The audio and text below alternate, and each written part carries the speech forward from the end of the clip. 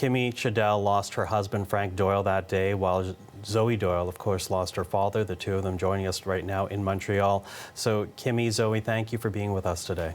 Thank you for having us. Now, Kimmy, of course, you lost Frank 20 years ago. I'm wondering how you are feeling right now. What's going through your mind and through your heart as you see these names being read at Ground Zero? We've actually had a difficult morning.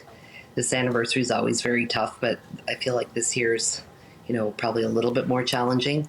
We came up from Montreal this morning to where Frank's resting place is in Saint-Sever, and we gathered with a few family members there and had a coffee with Frank this morning and a good cry.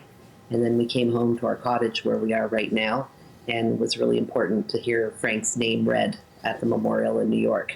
Mm-hmm. So we like to hear the bells, the moments of silence, and just be connected to New York right now. Mm-hmm. Not everyone, Kimmy, had the chance to speak with their loved ones before their lives were lost, but you were able to speak with Frank. Can you share what happened that morning, what he shared with you? Well, the two most pertinent calls are the last two calls.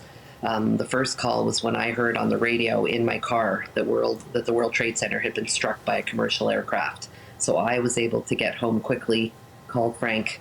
He picked up, we spoke, and the first thing he said to me, he said, if you think we got rocked in '93, he said, this was 10 times worse. He said, Kimmy, I got thrown from my chair to the floor. He said, several of my colleagues are over at the window watching people jump to their death. He says, I can't go to the windows. I'm like, Frank, you need to get out of there. I'm like, go get a coffee, go down. I said, if it's safe, you can come back. But as I was speaking with him, he was a little bit distracted, and I could hear the voice, the intercom in the background from the Port Authority. And it was saying very clearly, World Trade 2 is secure, and everyone in World Trade 2 is to remain in their offices. And Frank said, did you hear that? I said, I did. I said, I still want you to leave. I said, best case scenario, your windows are going to shatter. He said, Kimmy, you need to call my mom, tell her that I'm okay, call your mom, and I'll talk to you soon. He says, just call them and tell them it's not my tower and I'm okay.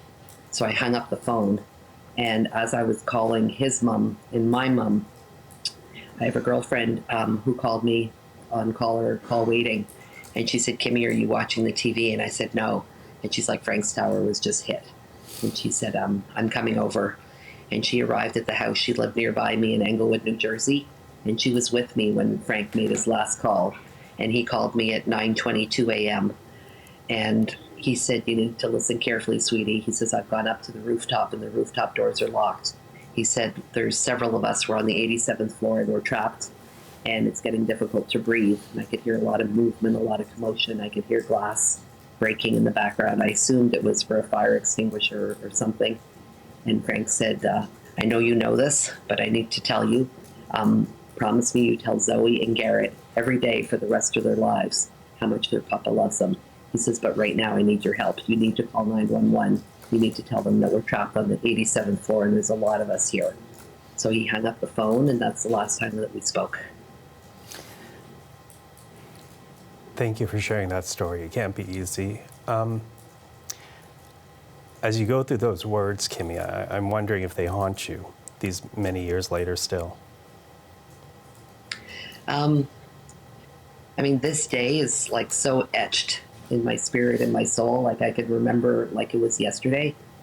I love the fact that his last call to me was very calm, very brave. I didn't even realize he was saying goodbye until the building had collapsed, 35 minutes later. He was so courageous for me, and I was able to call 911 and, explain where they were. And I still had hope. And I'm like, if anyone can get out of this building, it's Frank. So I wouldn't say it haunts me. I feel blessed that I got that call and that he got to tell me and the kids how much he loved us and that he was trying to get out up until the very last second. Zoe, you were so young when you lost your father. You were only 2 years old at the time. What memories do you have of him? Thinking back now, I have a few memories of the day and of him beforehand. I'm not sure now if they're memories that I've created for myself because I've heard all these stories and seen videos and seen news reports. But either way, it does keep me connected to him. I wonder, Zoe, how has the way in which your father left this world, how has that shaped you, your life? Has it in any way, do you think?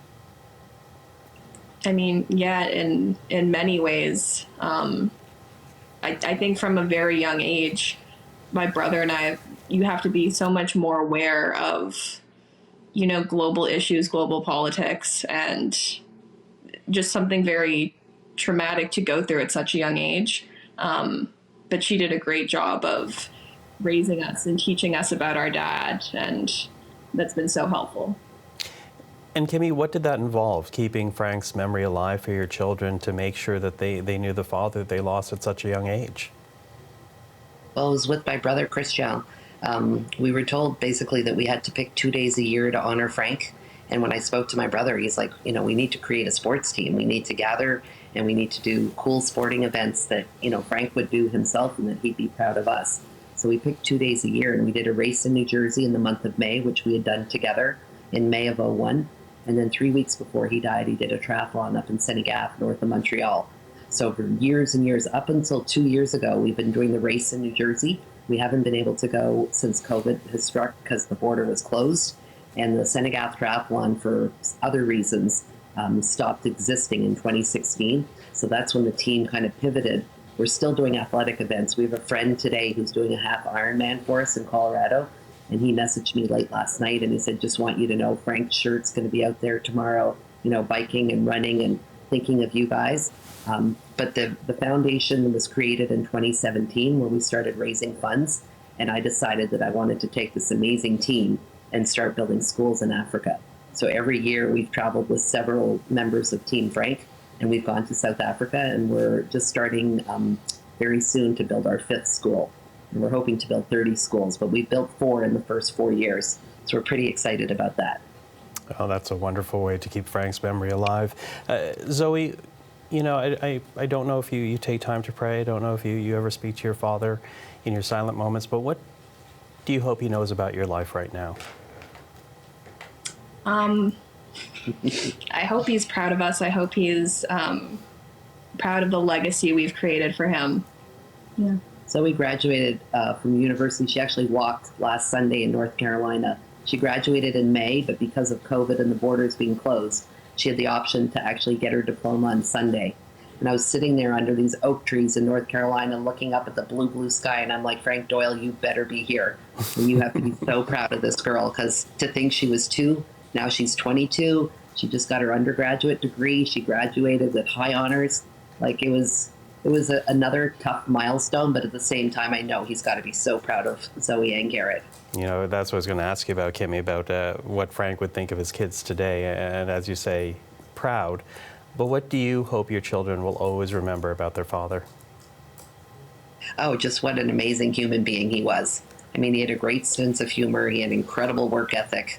He could not have loved these 2 kids more than he did. It breaks my heart that he had so little time with them, but the amount of time he did have, thank goodness. I took a lot of pictures. We've got videos. We're able to document, how involved he was with their little lives. And I just wanted them to grow up and realize, what an incredible human being he is. His friends have been his greatest testimony.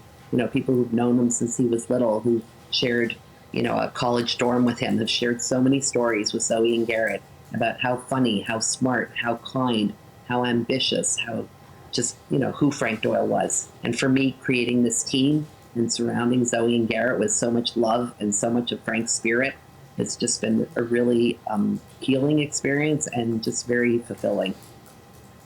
Kimmy, I realize, as you say, this is a difficult day, so thank you so much for joining us today. Zoe as well, thank you to you. Thank you for sharing your story, and may Frank's memory always be alive. Thank you for this. Thank you so much.